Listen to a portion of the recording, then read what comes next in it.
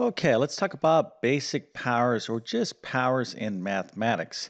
And you can see down here I have for people that are not good in math. So if this caught your eye and you say, oh yeah, I'm definitely not good at math, and I'm glad that you found me because we need to get rid of this, all right? Everyone can be great in math. However, what you need to do is find somebody that can really, teach you in a way you like and understand. And that's going to be my goal for this video.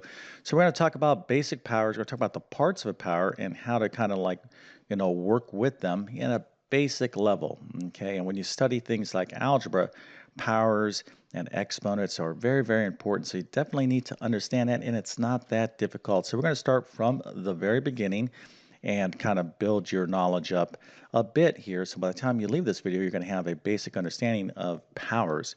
But before we do that, let me go ahead and quickly introduce myself. My name is John. I'm the founder of TabletClass Math.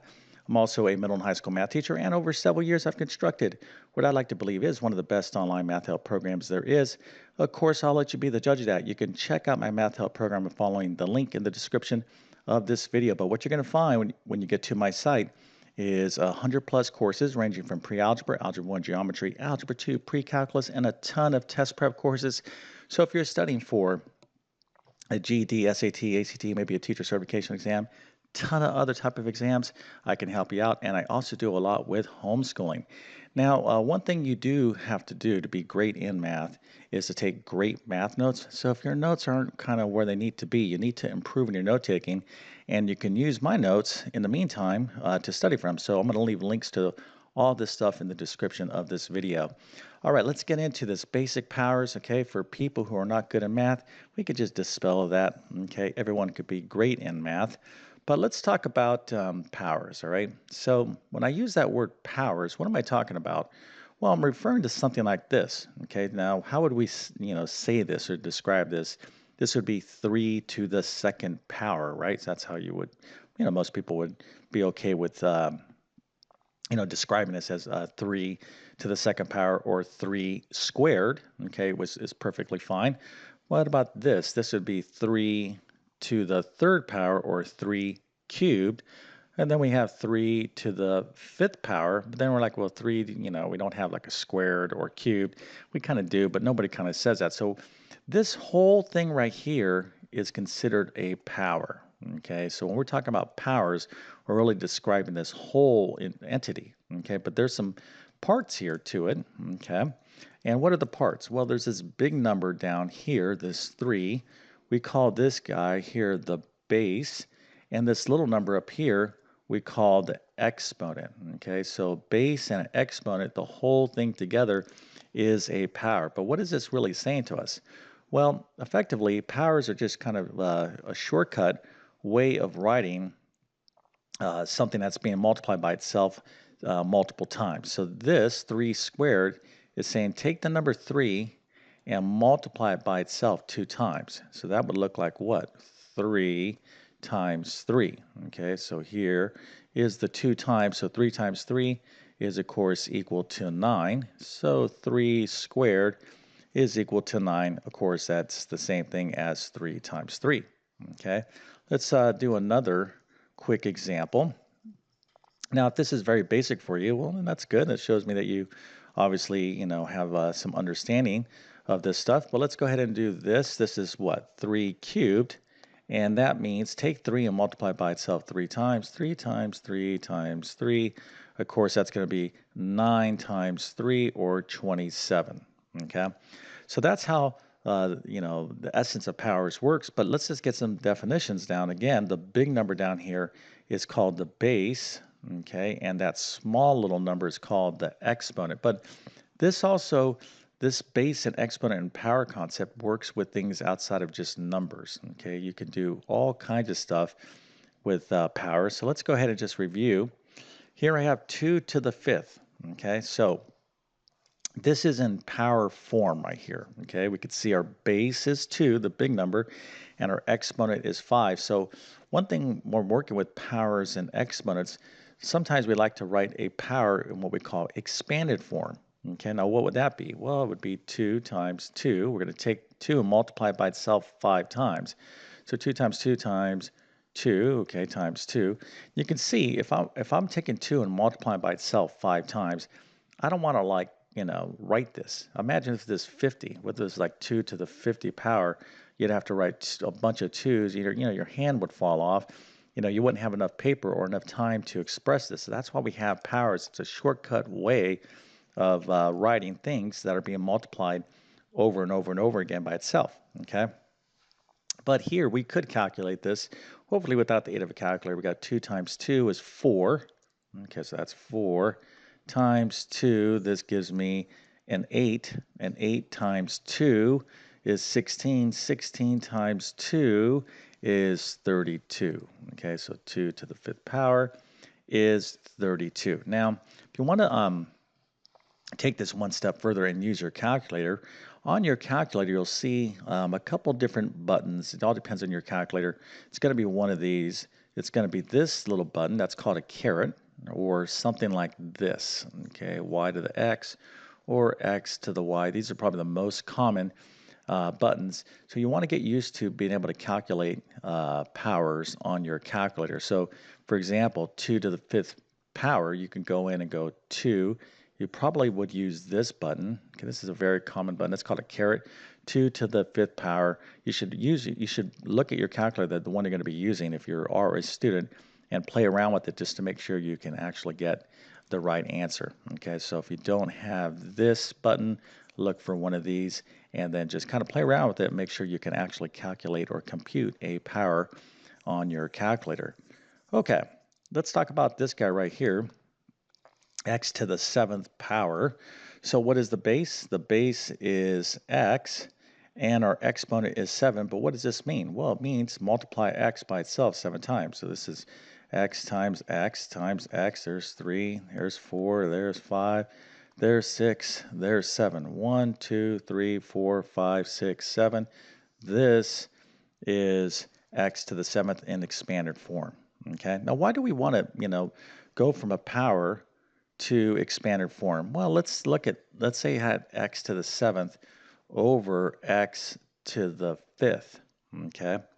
So let's say in algebra, I'm trying to figure this out. Then there's rules for this, but for just the fact that you know this, you could figure this out right now. So x to the 7th, that means there's 7 x's up here. 1, 2, 3, 4, 5, 6, 7 over x to the 5th is how many x's down in the denominator? Well, there would be 5. 1, 2, 3, 4, 5. And this is all multiplication, so these are factors.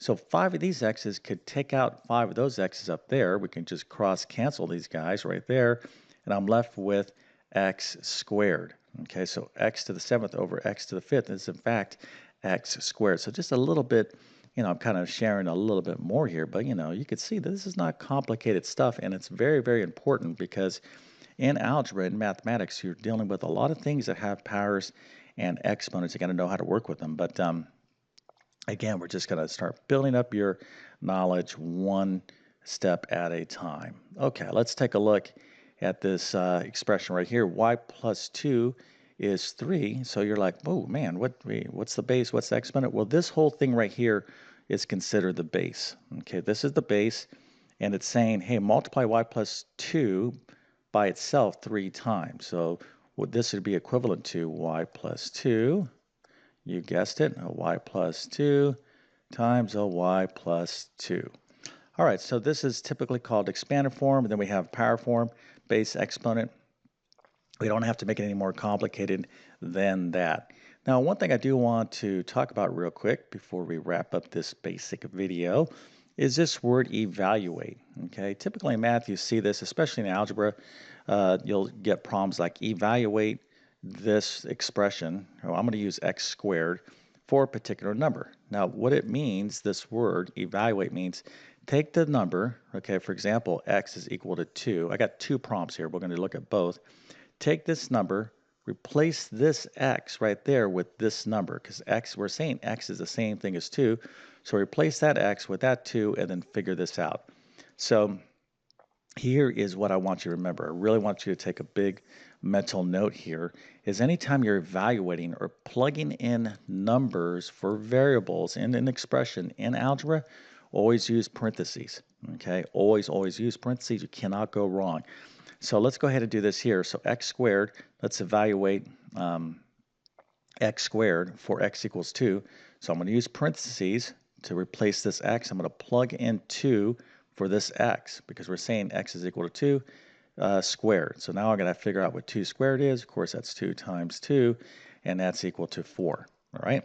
So, if you're understanding that, that's excellent. Okay. Matter of fact, let's give you a nice little happy face so you can feel great about yourself. All right. And you're like, hey, I'm learning this stuff. You're good. Yeah, absolutely. Right. We don't need to be having these negative mental thoughts like I'm terrible in math and stuff. The first thing, if you're trying to learn math, the first thing you need to do is get rid of any negative thinking. Okay, you just need to find someone that could teach you and be committed to learning this stuff. All right, let's take a look at this one. X squared. Let's evaluate x squared for x equals negative 2. Now, this gets a lot of students in trouble because if you don't use the parentheses, students would go, okay, negative 2 squared, and the answer is either going to be negative 4 or 4. All right, so if you're familiar with positive and negative numbers, which one is it? It's going to be negative 4 or 4. So maybe you want to kind of think about that for a second. But if you are using my advice, when I said you use parentheses, you're going to stay out of trouble here. So let's go ahead and figure out what x squared is for x is equal to negative 2. So x squared, I'm plugging in the value for x with parentheses. That's going to be negative 2 squared. So now when you see it this way, this is much clearer to say, oh, okay, I need to take negative 2 and multiply it by itself twice, okay, 2 times. So that's negative 2 times negative 2. A negative times a negative is a positive, so we have positive 4. This is the correct answer. Now, if you knew that, then I must give you a big smiley face with the good old-fashioned 1984 mohawk with extra Aquanet hairspray. Okay, yes, people actually walked around like that way back in the 80s. We thought we were cool, but I guess, that wasn't that cool because, that fad's not around. Probably a good thing because, that much hairspray in your hair is probably not a good idea. Anyways, so if you understand everything I covered right here in terms of powers and exponents, then you're certainly on your way to learning more about powers and exponents, and there is more. You need to know how to deal with multiplication of powers and exponents, division, kind of looked at a little bit of example there, and other things, okay? But, again, all right, mathematics is a journey, and you have to, it's like a staircase, all right? You're not going to get up here on the top of the stairs by just magically jumping up here. Maybe if you had that power, what's the obvious way to get up here? Well, you're going to have to walk each step to get up there, and these are the specific skills. That's why you have to learn math in sequence, okay? So if you've been struggling with math, all you need to do is figure out what step you're on, and strengthen your foundation, and then just be committed to learning one skill at a time. So that's my job. My passion is to try to teach math in a clear and understandable way, and hopefully, I'm doing my job. And if I did my job, and if this video helped you out, please consider this smashing that like button. That definitely helps me out. And if you're new to my YouTube channel, please consider subscribing. I've been on YouTube for 10 plus years, have over 1,000 plus videos, basic to advanced math. But again, my best math help will be within my math help program. All right, so with that being said, I definitely wish you all the best in your mathematics adventures. Thank you for your time and have a great day.